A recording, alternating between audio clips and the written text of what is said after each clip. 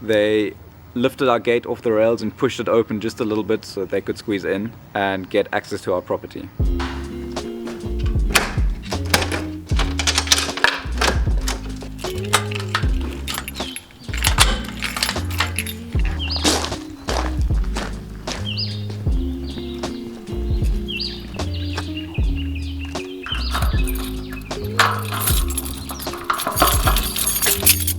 We didn't have power this morning, so we decided to do some window shopping.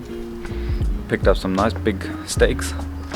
We're gonna cook those for lunch quickly, and then we'll get to the heart of this video. Luna, would you like some steak? Some steak. Initiate a steak cooking sequence. Vegans, you might want to look away for a moment.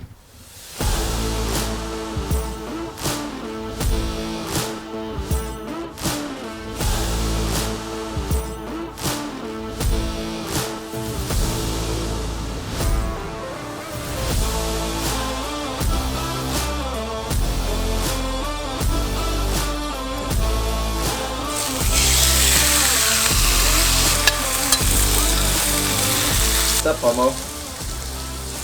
Where are you going? You're supposed to be on this chair. Lift. Lift that buttock. Tree. And get to the meat. The answer is no.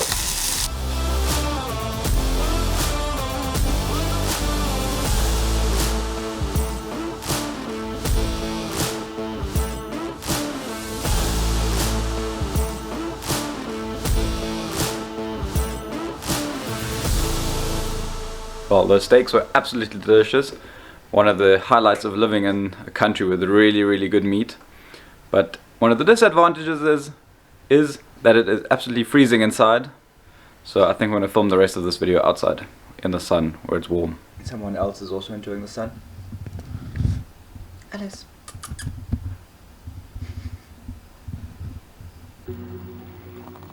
Okay, well, the way I see it, Joburg is like any other big city. You have safe areas and you have really dangerous areas. For instance, I wouldn't necessarily go walking around in the middle of the night in Hillbrow on my own and not really expect anything bad to happen, because something probably would happen. Maybe not, maybe, you know. The same can be said for Berlin, where you can be really safe for the most part walking around wherever you want, but then certain areas I also wouldn't necessarily go walking around at night. I'm not bashing Berlin, it's any big city. I'm sure London, Paris, who knows what, there's safer areas and there's not so safe areas. The fact just in South Africa is, over the whole, you're probably more likely to get robbed, yes. Unfortunately you are, because the crime rate is higher, because the poverty rate is higher. So, you know, you always need to be part of the video, don't you? Maya is jealous, she wants some camera time.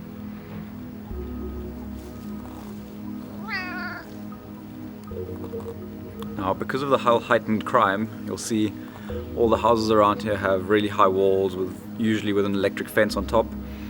Just as a preventative measure, you never see yards without a wall, so you can never see into somebody else's property unless it's through the gate. And it's a bit of a shame, because some people around here do have really nice gardens, but you can never actually see that because of all the high walls and so on. I also said we were going to go sit in the sun, but now we're sitting in the shade and it's actually quite chilly. It's too bright in the sun. Are you coming to give your input on crime-ridden South Africa? I joined in last time already and we should not do it twice. But now we're doing it. But apparently we're doing it twice. I've joined. What are your opinions on the crime in South Africa? People need to chill out. Yeah, people are more aware of crime here. And obviously it's also being advertised a lot. Overseas, funnily enough, more than in our own newspapers. For some reason, Europe, and I don't know about the US, but I know Europe has a fascination of telling stories about how you can go to South Africa and get murdered at every street corner, which is an exaggeration.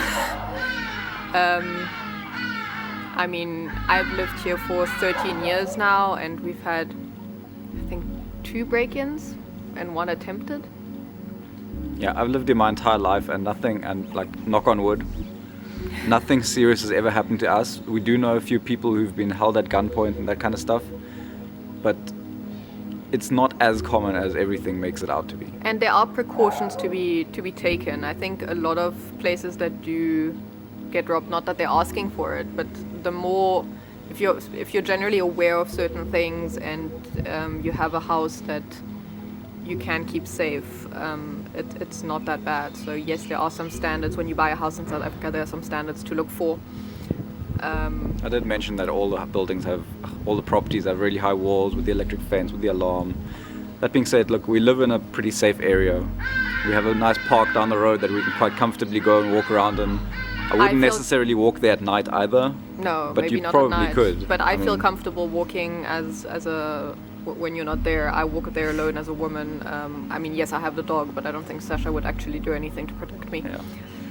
Despite that, we did have an attempted break-in just a few weeks ago. They lifted our gate off the rails and pushed it open just a little bit so that they could squeeze in and get access to our property. Since that break-in attempt, we've just been putting this padlock on our gate every evening just as an extra security measure to make sure no one can lift the gate anymore. It's going to be really difficult to do with one hand.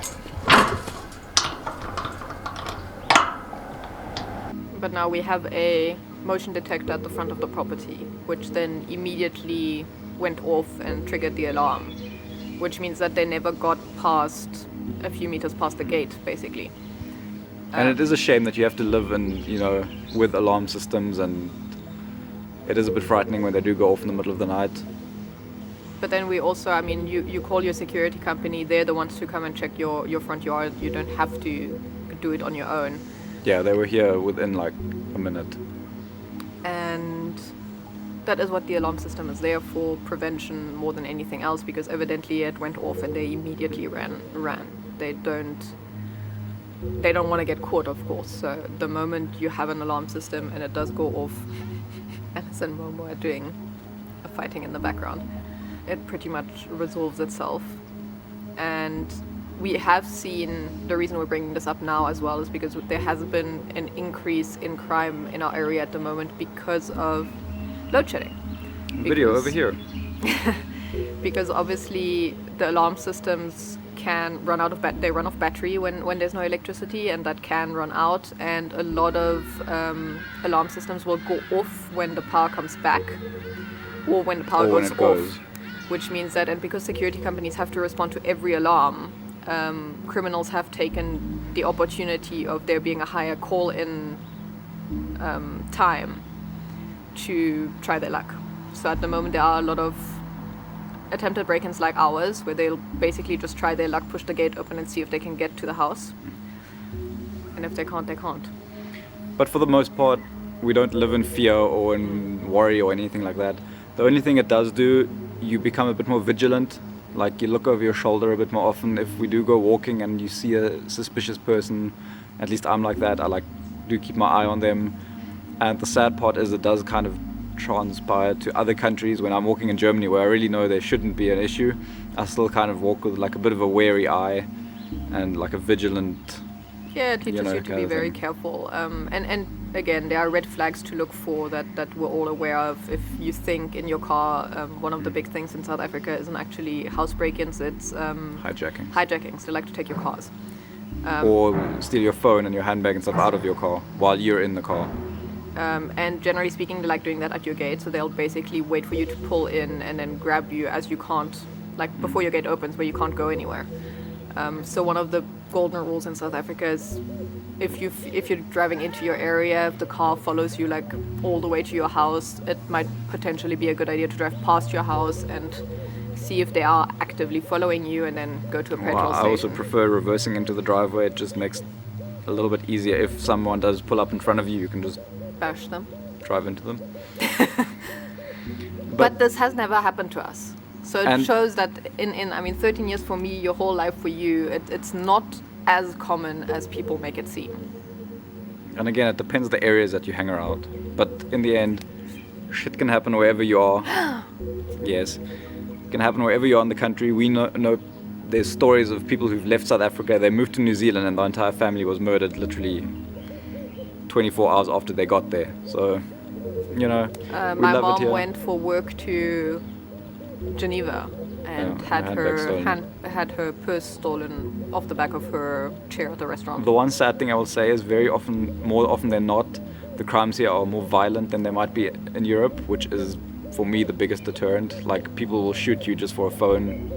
I'll make it sound like it's so common again, but the chance is there that someone might be a bit more violent just for simple things. But again, it is also to correct that a little bit. It is generally an escalation.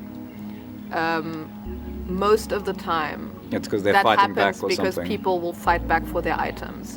One of the first things when I moved here, and I was obviously fairly young still, my mom told me is when you're driving, if you're alone, if they want the car, give them the car. If they want the phone, give them the phone. Don't fight. Get out, hand them the keys. Things can be replaced. Things can be replaced, you can't. As long as they don't want to take you with the car, whatever. Just hand over the keys. Because it's just not worth starting to fight and then potentially getting shot because they're panicking that you are fighting back what they didn't expect. And a lot of those people are also, I mean, it is a desperation thing for a lot of I them. mentioned that because the poverty rate is just so high. So it's very easy to judge for breaking in and for stealing, but if it's the only way you can survive and feed your family, is it right? No, but it's kind of understandable in a lot of ways. If you have any other questions or comments or anything, drop them down below. We do respond quite frequently. She does. I'm not allowed to anymore. And we do love it here. We do love it here, and we're going to stay here, I think. We've had family members who have immigrated. Both my brothers are back in Europe. His family is in Europe now. But we love it here. I love South Africa. I've lived in France. I've lived in Germany. I don't see myself leaving South Africa anytime soon. It's the weather, although it is freezing cold at the People. moment. It's great. Oh well. We say Anyways, it's freezing cold. We're sitting outside in the yard and colder we're inside than it is we're outside. comfortable. And it's winter. Okay, well, yeah. Anyways, leave us those comments, like the video, subscribe, share with your friends, tell everybody about us. Come to South Africa. Come to South Africa. We'll meet with you. Yeah. And we'll see you in the next one. Cheers. Bye.